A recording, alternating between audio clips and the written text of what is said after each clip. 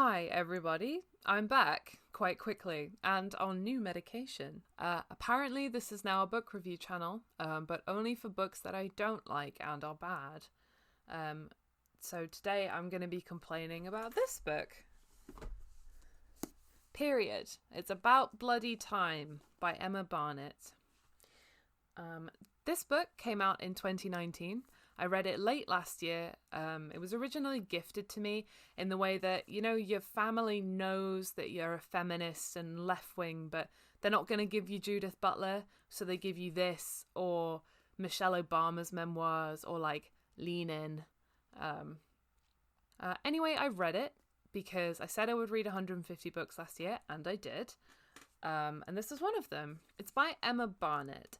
And for those of you not familiar with the revolving door of British nepotism babies, Emma Barnett is the daughter of Michelle and Ian Barnett, who was a businessman that then became the centre of a very sensational drama briefly in 2010 when it was revealed that he'd run a series of brothels in Manchester. One woman whose rescue triggered a court action was trafficked from Lithuania on the promise of cleaning work and then forced into sex work. Ian Barnett was not charged with trafficking, but he did go to prison for various other offences, and it was also revealed that Manchester police had been largely complicit. And you might be saying, sins of the father, you know, it's not her crime. She was only an adult and did nothing about it, despite knowing it was happening at the time, and since defending him. But enough about her dad. Who is Emma? Well, she's a broadcaster and journalist, educated privately at the Manchester School for Girls and then the University of Nottingham. She then completed a journalism master's in Cardiff, which is my alma mater. Alma mater? Latin. She's a former digital media and women's editor for the Daily Telegraph. She's a presenter for BBC Radio 5 Live and an occasional presenter for Women's Hour. She's been a columnist for the Sunday Times, co-presenter of BBC One Sunday Morning Live, co-presenter of After the News, regular presenter on Newsnight. So she's been knocking around for a while. And as a privately educated British journalist, it was only a matter of time before she was handed an arbitrary publishing contract. So some of you may know her best from her infamous "Would you nationalise sausages?" question on BBC's Overton Window Testing Factory Question Time. So that's Emma. Now let's look at the book itself, shall we? There's a summary on Goodreads, but I'll read you the blurb on the actual book first. Emma loathes her period. Really, she does. But there's something she loathes even more: not being able to talk about it. Freely, funnily, and honestly, without men and women wrinkling their noses as if she'd pulled her tampon out and offered it up as an hors d'oeuvre. But somehow, despite women having had periods since the dawn of time, we totally clammed up on anything to do with menstruation. Why, oh why, would we rather say Auntie Flo than period? Why, in the 21st century, are periods still seen as icky? Why are we still so ignorant about such a fundamental bodily process? Now, in Period, Emma draws on female experiences that will make you laugh, weep, and most probably squirm, in a fierce and funny rallying cry to smash this ridiculous taboo once and for all, because it's about bloody time. Period. One thing I really enjoy about that blurb is that it says the book is funny 3 times, which is how you know. All the best comedy writers preface everything they say by saying, "This is a joke." And this book is a joke, but not in the way it's intended to be. The whole thing's written kind of like a BuzzFeed article. It's got like pop quotes. That's not a heading. That's the whole book has those. You know, when you like read a magazine article and they have like big quotes that are just like put up. Also, strangely for a non-fiction book, it doesn't have a list of sources and references. Emma makes a lot of claims in this book, none of which are substantiated at all. But what it does have is this handy list of terms for period that you can say if you want to. My favourite being potato harvest. Never heard that one before. Not sure what the joke is there, but it's quite fun, you know. So I'll read the Goodreads summary now. This one's a bit more dramatic. I kind of want to do the epic movie guy voice, but I'm not gonna. At a time when women around the world are raising their voices in the fight for equality, there is still one taboo where there remains a deafening silence. Periods. Period is an agenda-setting manifesto to remove the stigma and myths continuing to surround the female body. Bold and unapologetic, Emma Barnett is on a crusade to ignite conversation among women and men everywhere. Now that's a lie, and I know because I've read it. Let's get into why. This book is divided into this book is divided into chapters. You ever encountered that before in a book? Chapters. So we're going to go one by one because it's easier that way. So we'll start with number 1. Fresh blood. Oh, smell that. Lovely. Emma here introduces periods and how she feels about them, which is bad. She hates a period. She's not the only one. This book is interesting because she goes on here to talk about the way that men react to periods. Like, the way she talks about men in this chapter is very revealing to me in a way that I'm not sure that it's meant to be. So she says regarding men and periods, it doesn't require a huge leap in imagination to figure out how many men feel about them, if they consider them at all. Horrified, appalled, almost insulted. Like, get better friends, Emma. If I were to mention my period to one of my male friends and he reacted in any of those 3 ways, I'd be shocked. Like, this book as a whole is kind of about her social circle being repulsed by discussions of periods, and I think it's just a sign that, like, the people she surrounds herself with, like Nick Ferrari, who'll come up later, like, being little sexist babies.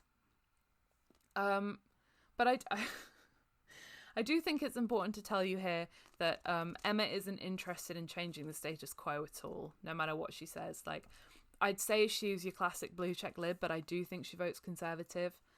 It's not a very interesting chapter. She goes on to talk about how women's life in the working world, public life, has changed throughout time.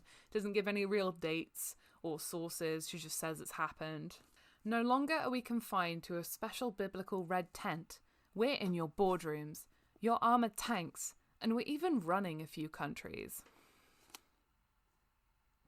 Okay, Girl Boss Army tank drivers, is it? Yes, we're picking up on a theme here. Women CEOs, good stuff.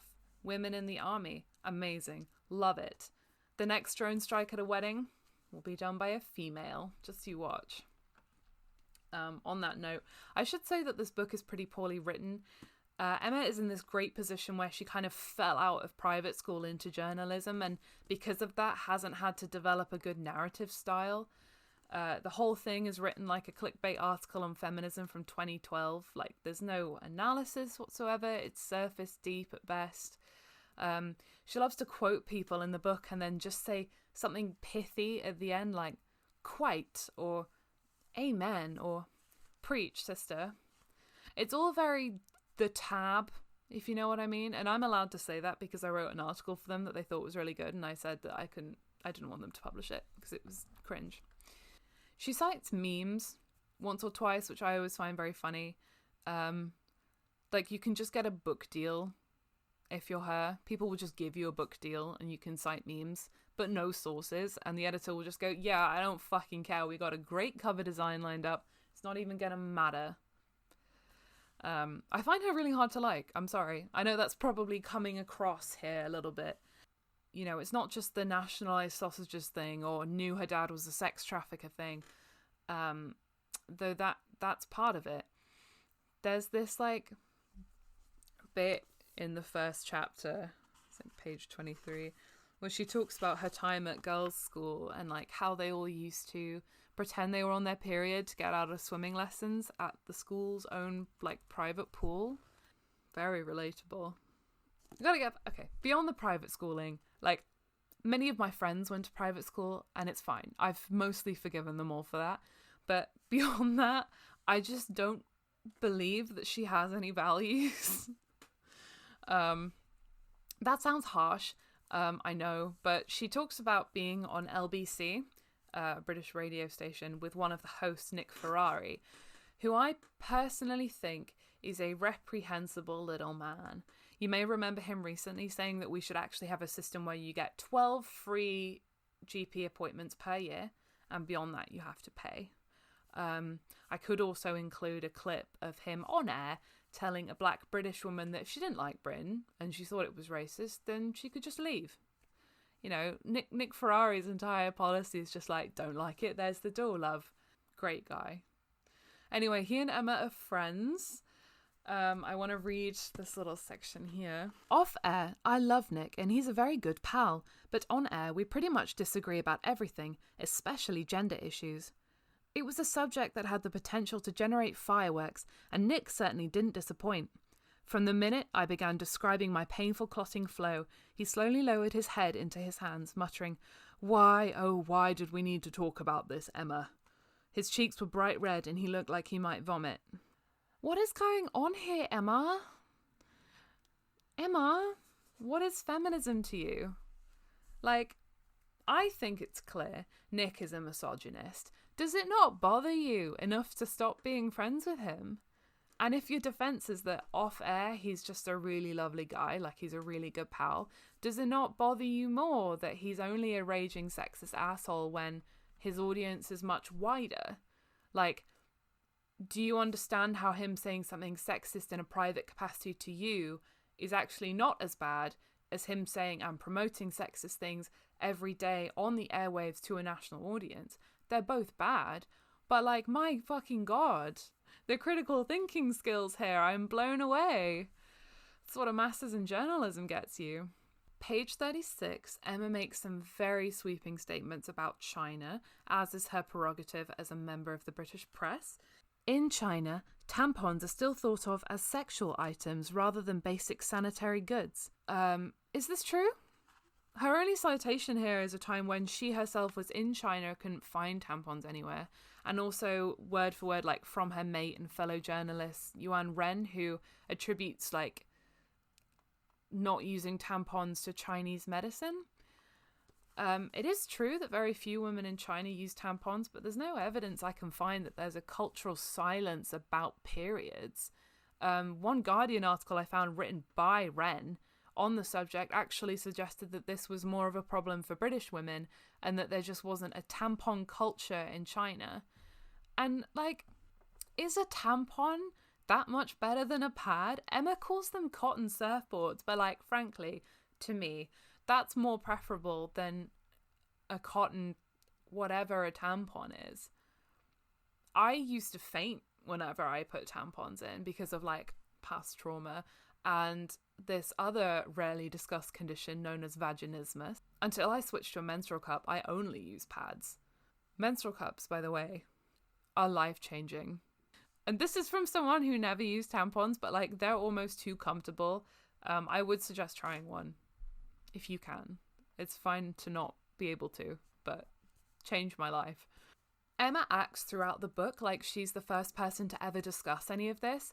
There's bits where she gets you to repeat after her, like the kind of period feminism that I saw on Tumblr and thought was cutting edge at age 12. Which is odd, because while pretending like she's breaking a taboo on periods, she cites Germaine Greer, who talks about the liberation of tasting your own blood, first of all, which I will not be doing, I'm sorry. But Germaine Greer was active way back in the 70s. This is not new ground.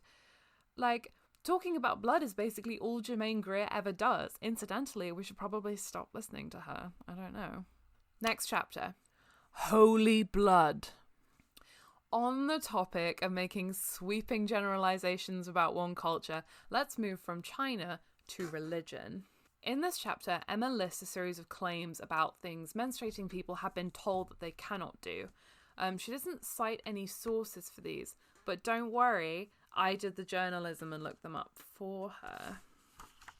Menstruating women must not make mayonnaise as it will curdle, come into contact with mirrors as they will cause them to dim, walk through fields of courgettes, pumpkins or fruit trees, all will rot and wither, Contaminate butter as it won't churn. Touch wine as it will turn into vinegar. Venture near dogs as they go crazy in the vicinity of period blood. Go camping or wild swimming, bears and sharks are drawn to the bleeding lady. Or walk in front of anyone as their teeth will instantly break. As far as I could find, the myths about not walking through fields of courgettes, pumpkins and fruit trees and not making mayonnaise come from Madagascar. Although, when researching, I found a video of a local guy in Madagascar actively working to educate people about the realities of period science. Emma in the book claims that this myth is still the prevailing sentiment there, but clearly the people in Madagascar know that that's not true and are working on educating people about it. They don't need you, Emma. Babe, they're on it. The myth about women not being able to go near mirrors is straight up just from Aristotle, which I think is very funny. I get that that's a shocking myth, but it's not a relevant modern day myth needing to be debunked. No one is fighting this. The claim about butter is more obscure. I found a weird journal on Sage Pub talking about the existence of it, but not with any confidence as to where it came from. The only other evidence seems to be on aggregate lists, like the one in the book that don't have any sources. The wine making one seems to be a Catholic thing, but frankly, I would not like to be the one trying to pull a glass of wine out of any menstruating woman's hand, let alone your Irish Catholic grandma. Unenforceable. Next. Google the dog one. Lots of articles about dogs sniffing menstrual blood when they can. Can't find anything about women being told to stay away from dogs. It's just something that happens. The teeth breaking one is confusing to me as well. Emma swears down that it's real and prevailing sentiment in Malawi. A brief Google search comes up with an article from UNICEF about period myths where they do mention it and say, we're really not sure where this one came from. In some places in Malawi, people believe that if you're walking behind someone menstruating, there are pretty catastrophic dental consequences. But there's no sources, there's no case studies, there's no explanation, there's no proof that it's a real period myth. I don't know, Emma has the bit of a white saviour narrative in this whole chapter, and it just feels to me that this is a part of that.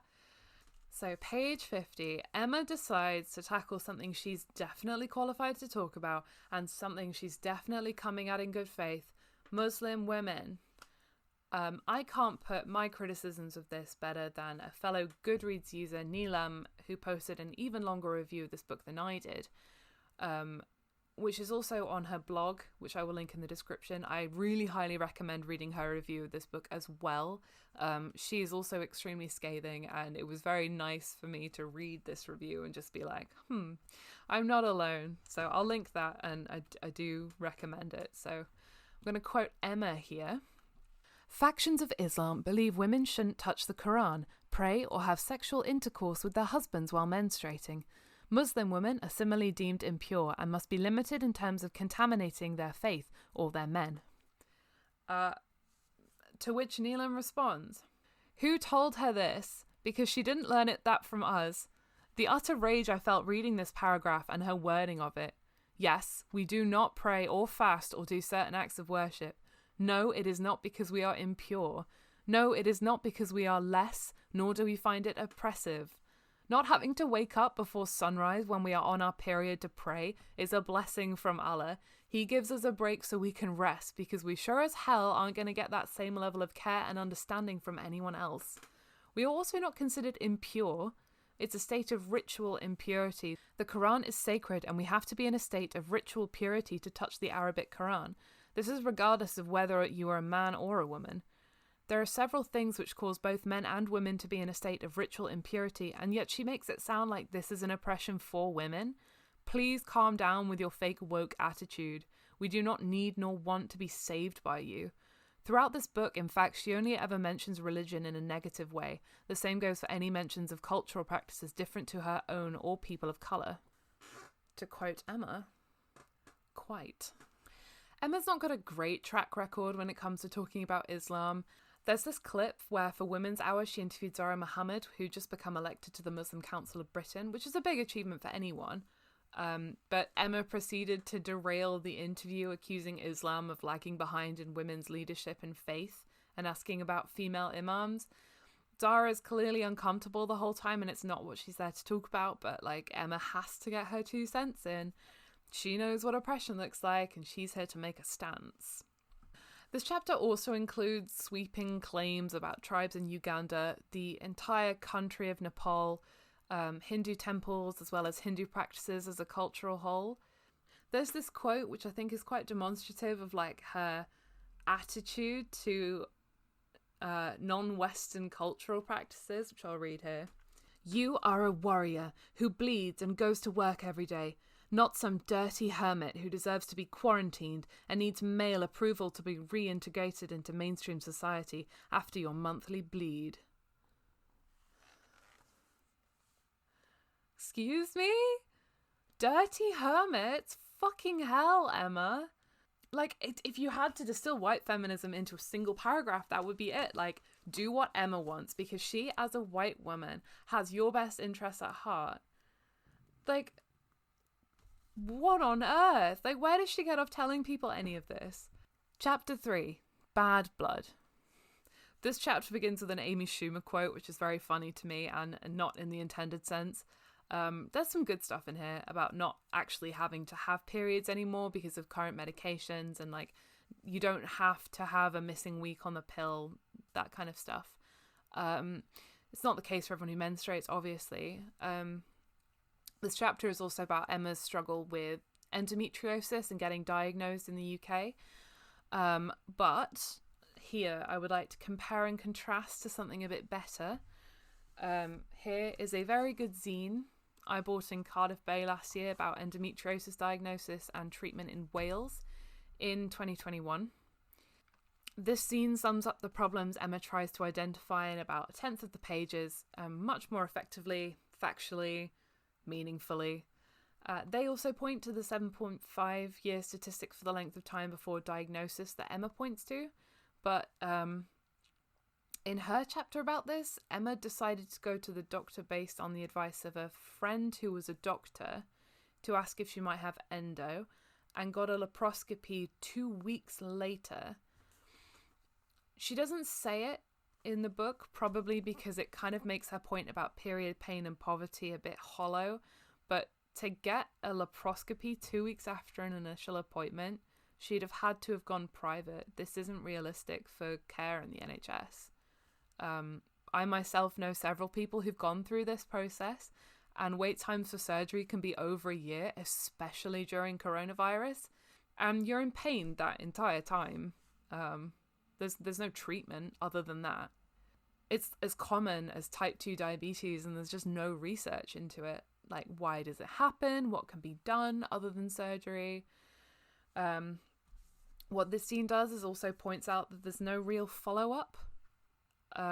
There's no adequate gynecological care in the UK, at least available on the NHS. And this little zine that I got, that's only 37 pages, makes that point more effectively than Emma ever does in this whole thing. I'm going to leave a link in the description, and I would really encourage you to buy this, support independent creators of stuff like this. It's really good. Buy it. It's grating to me because while I don't want to condemn Emma for telling her story about endometriosis at all, I do firmly believe that people should be able to talk about chronic pain and medical conditions without stigma or shame. But for somebody who works at the Telegraph to be talking about this, Emma, do you not know who you worked for? Like, the Telegraph are a Tory publication. They are pro-Tory cuts to the NHS and the very services that people with endometriosis need to access.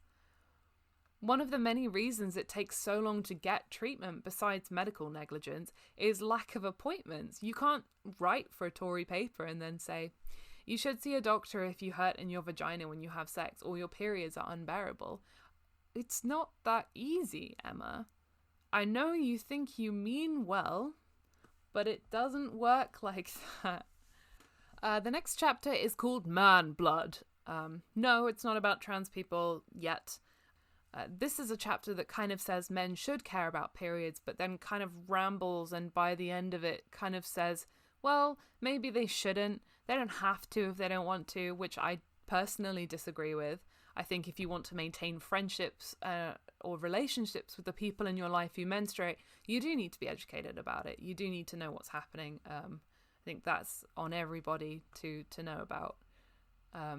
Really weird to have a whole book about ending period stigma and then just be like, but guys don't really need to learn about it if they don't want to. Like, it is gross. I get it. Girl.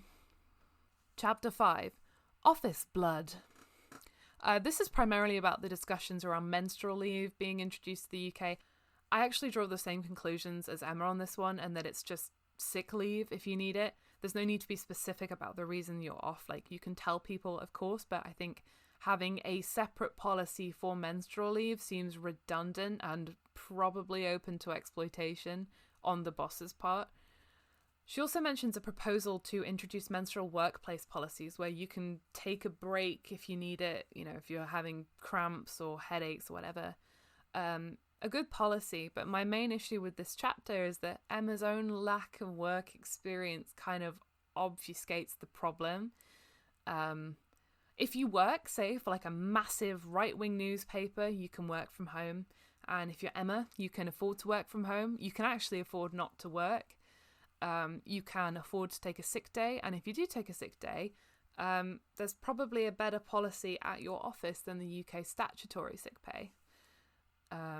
But like, Amazon workers don't get that. Lots of jobs don't have sick pay, and if you miss enough work, you're going to be cutting your salary down significantly, especially if you do it every time you have a period. Like, Emma has identified the problem. That people with periods should be able to take time off without worrying that they'll lose their jobs. But she doesn't follow up to a solution of better sick pay or more rigorous standards to make sure employers aren't forcing staff to come in anyway. You know, she's not going to get up on a soapbox and talk about, well, if we had universal basic income, this wouldn't matter. Because, again, she's a Tory. Next chapter. Classroom blood. Emma talks about the reforms made to the sex education teaching in Theresa May's government in this chapter, attributing it to the fact that finally we had girl bosses in charge.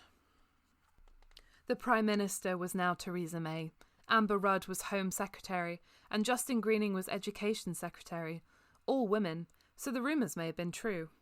Seemingly, women needed to occupy 3 of the most powerful offices of state to bring the gooey, awkward stuff of life onto the curriculum. It's interesting, actually, as a chapter, because Emma talks about her time at the Telegraph, where they launched a campaign to improve sex education, and this was back in 2012. So in the UK, gay marriage was either just legalised or was extremely close to being legal. And Emma does not mention, even once, the Telegraph's coverage of anything to do with gay rights. Like, earlier, I showed a snippet of their Wikipedia showing controversies.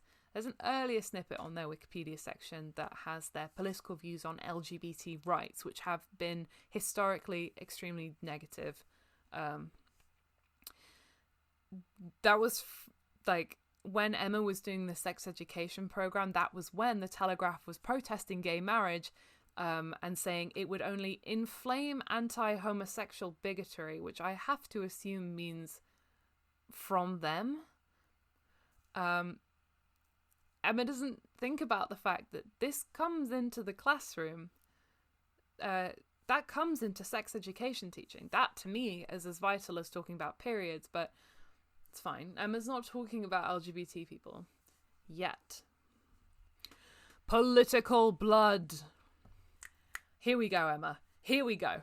Starts with a notorious RPG quote. Amazing. We move on to tampon tax. Pretty good place to start, actually.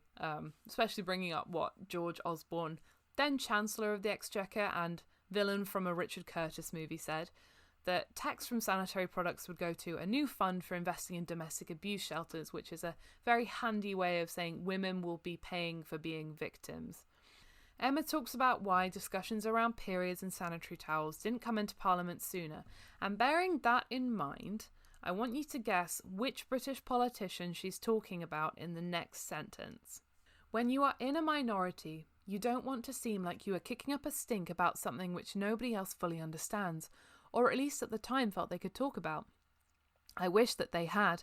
It would have been awesome, brave, and avoided a lot of nonsense.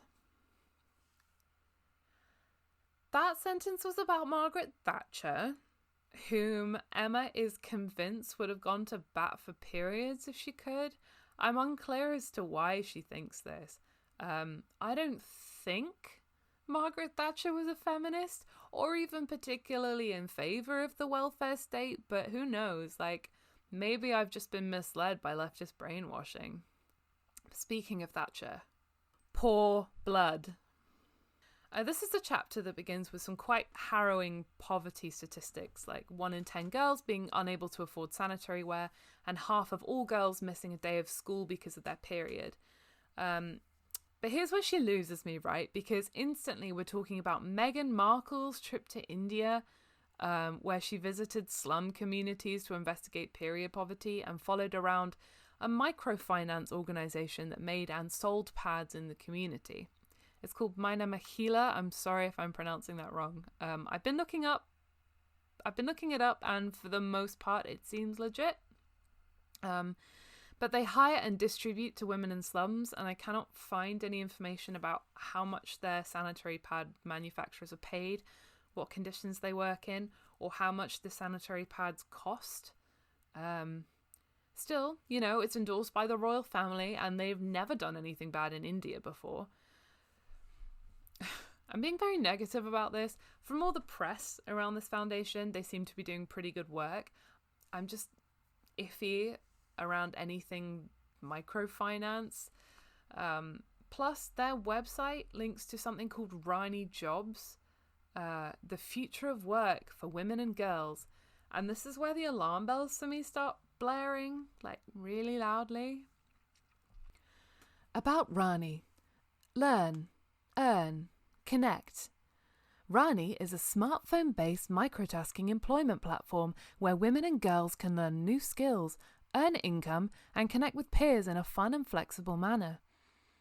Job tasks today focus on dataset generation and data annotation for training artificial intelligence and machine learning algorithms and include image classification, text categorization, sentiment analysis, and emotion detection. Now, if you don't know about microtasking, it's like, what if you made the already abusive gig economy even worse?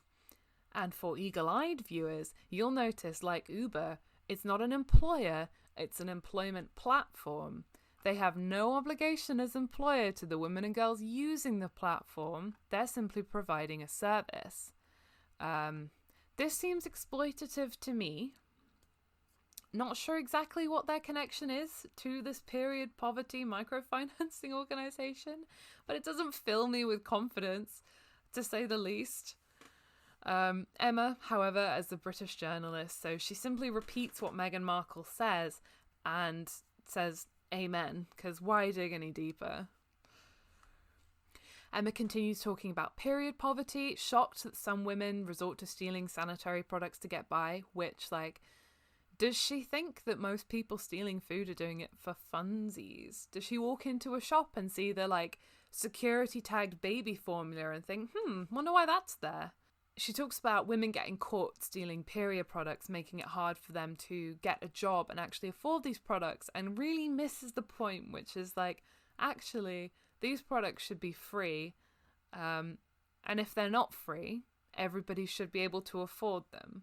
She talks about needing a service to give women without funds period pads, which, of course, but any means testing as to what without funds means is going to restrict people's access even if they do qualify for it. Period poverty, despite what she says in this chapter, is not about ending shame. It's about ending poverty. Rich blood. This book posits the question, who profits off of our periods? This originally had me excited. I thought, finally, I'm gonna get to read a lengthy diatribe against capitalism and these feminine care brands. But no, Emma clears that up pretty quickly and says, You are not about to read a lengthy diatribe against capitalism or these brands, which I refuse to label feminine care brands. Right, that's me told. I don't know why this chapter isn't that, though. Emma says she's grateful for the existence of tampons and pads, and I am too, but she also knows that people are profiting off it. It's literal blood money. Emma speaks to several sanitary brands about why they don't use red liquid in their advertising, which fine, they should do. No one's bleeding blue goop. But does it matter more than the fact that these companies are charging people for a basic necessity, that they're profiting off that? Emma, instead of criticising this, talks about how nice all these brands are for donating their products to schools so that school-age kids don't have to pay. Here is where Procter & Gamble's super absorbent tampon Rely comes up. This was advertised as the most super absorbent tampon in the market at the time, which was 1980, and soon enough, an epidemic of toxic shock syndrome meant that they had to recall the product.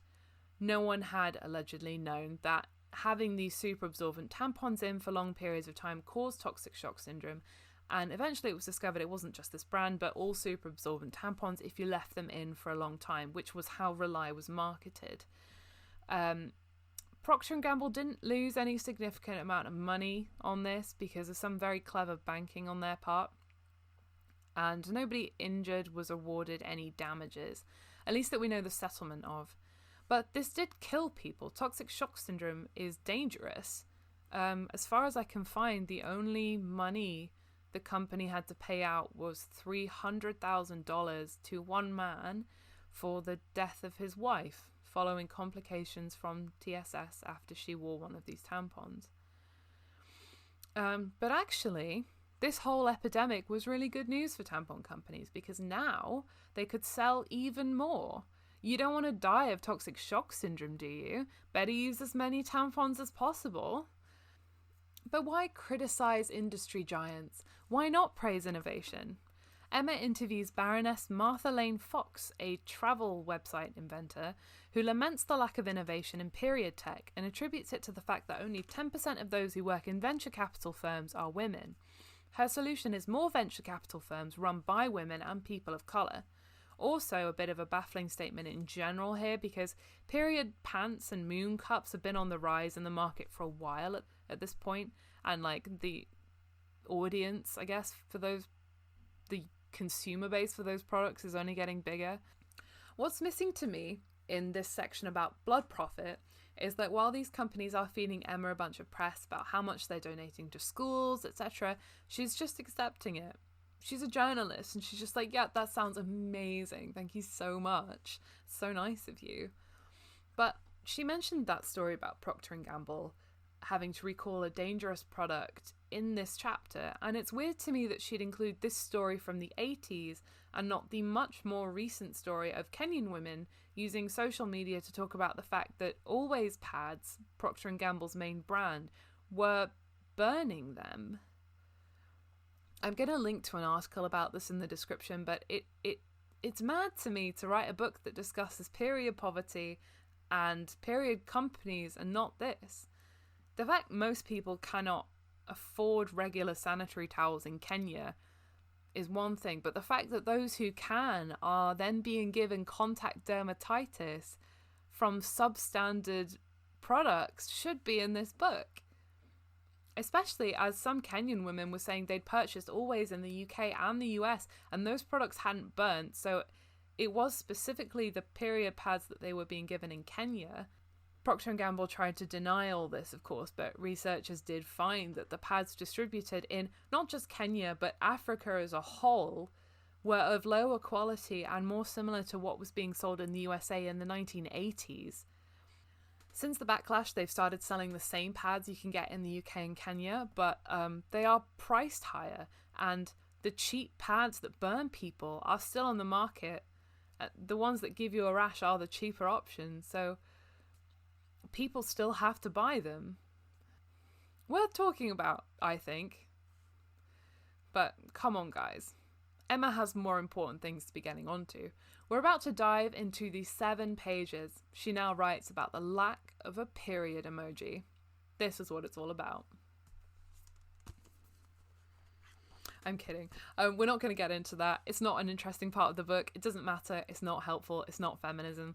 I do want you to know that she did spend 7 pages talking about it, though, which is more time than she gives to talking about trans issues in this entire book.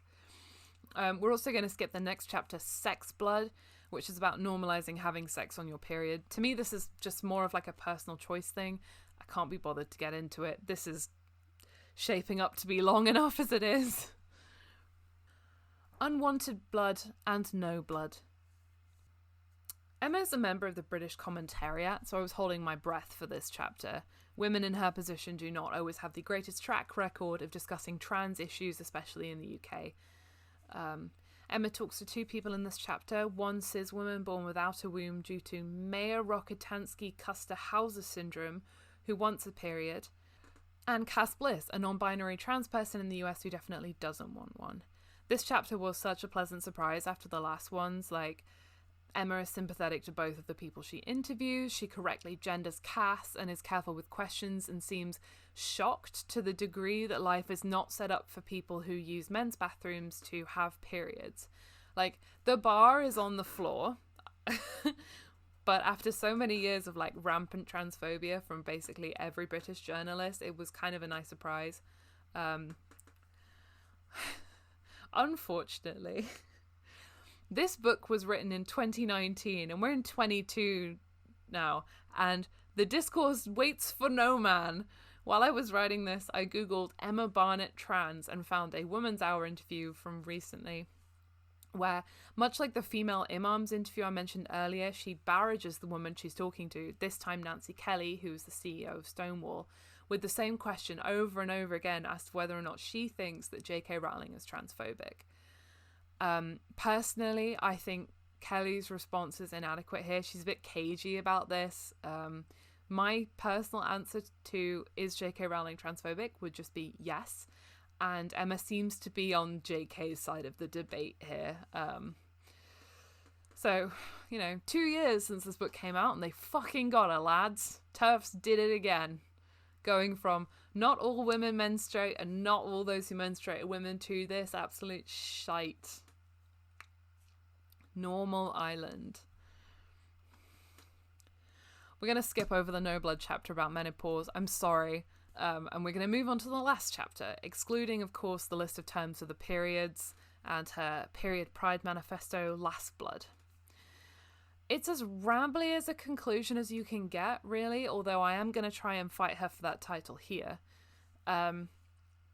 She hasn't really said anything in this book, and this is the bit where she kind of says nothing altogether. She hopes that we've had a laugh on the way. Remember, this is a comedy book, and that we're no longer ashamed of our periods. I'm not sure that I ever was, but this did teach me a lot about what Emma Barnett thinks. We have made huge progress on all of these fronts. As I write this, a woman runs the country I live in. Another runs the most powerful country in the European Union, and sexual harassment is being called out all over the world with the hashtag #MeToo. Okay, Emma, but what happened then?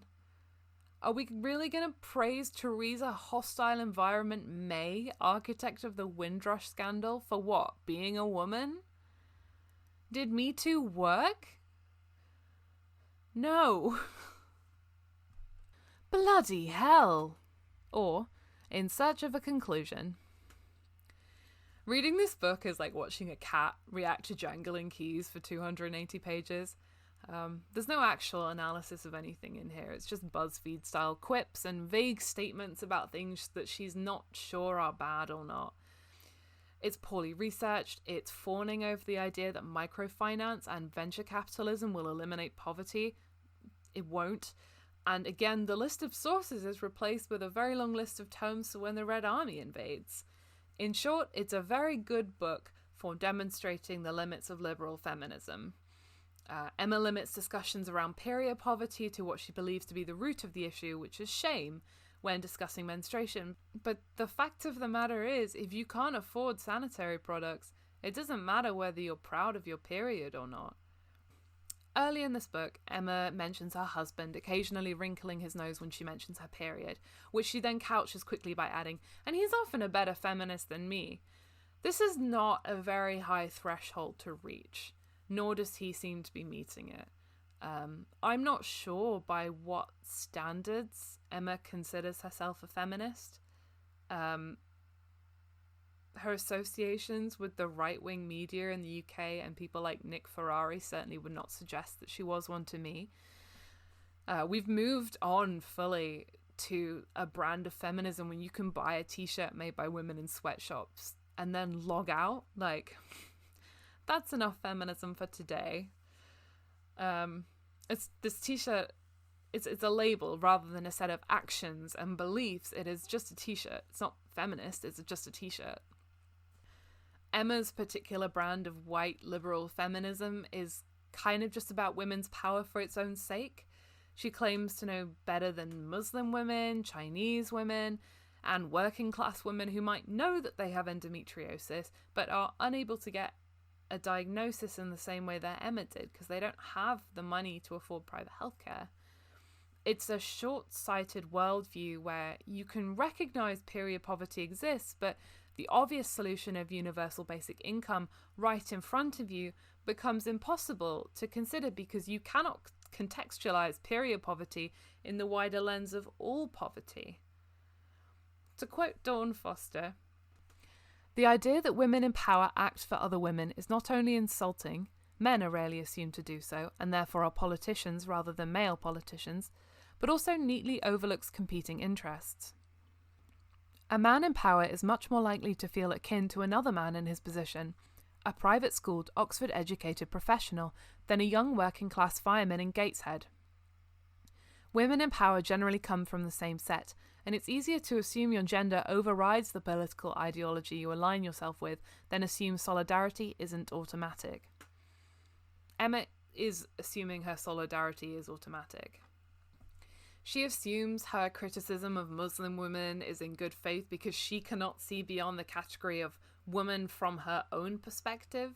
She doesn't think about it from their point of view. She doesn't talk about women's working conditions across the world that might contribute to their period poverty.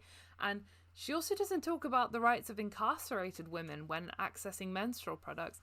I've called this conclusion bloody hell, and I'm going to link to a journal article in the description by the same name that talks about women in the US prison system who've had menstrual products withheld from them. It's behind a paywall, but Sci-Hub is right there. Emma doesn't talk about these working conditions or women in prison because these are things that she's never had to worry about or will ever have to worry about. She doesn't talk about how high-power girl boss women working in the period product industry will ship dangerous products to women who they know cannot afford anything else and who deny that when they've been caught. Feminism needs to be about critiquing and combating these capitalist systems that are allowing all of this to happen, not simply lauding a company for hiring women when they also hire women in their sweatshops. Actual feminist action does not look like this. It does not look like a white woman lauding shame about periods as the biggest problem here, when the issue lies much more with austerity politics more than anything else. Feminist action in the UK does look like combating the police and crime bill. It looks like rescuing migrants off the coast or helping efforts to do so. It looks like standing up for the rights of sex workers against Nordic model reforms, ending the war on drugs, standing up for transgender people in the current Turf Island media nightmare. It looks like protest. It looks like direct action. And following again in Dawn Foster's footsteps here, I'm going to end with a quote from Janet Mock, former sex worker and activist. "We will not be free until those most marginalised, most policed, most ridiculed, pushed out and judged are centred. There are no throwaway people."